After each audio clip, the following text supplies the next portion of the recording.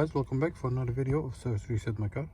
Today I'm going to show you how you can reset the surface or the oil indicator to get rid of the spanner light on a Mitsubishi Outlander 2013 model. It runs up till 2016. I'm going to show you how you can reset or get rid of that spanner light manually. Before we start, I want to mention our YouTube channel, Service Reset My Car. Have a look at our channel for more than 300 other videos on how to reset different model cars. If you have any questions, use the comment area below and I'll get back to you as soon as possible. Okay, first of all, we have to press or turn the ignition on to the second position. All the lights must go on. Then there is a menu button on the left side if you have a left steering wheel. This button over here. This button. Use that button to go through the menu of this area. Press it to find the spanner light.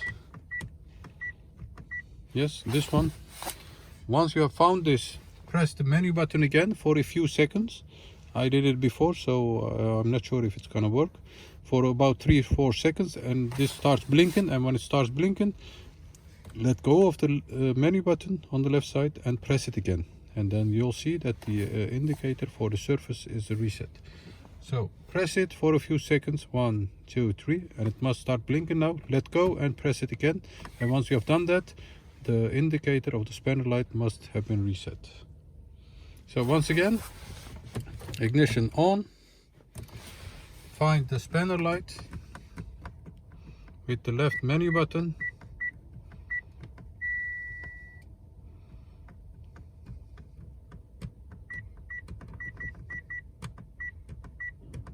yes, press it, hold it, hold it, hold it, let go, press it again and let go.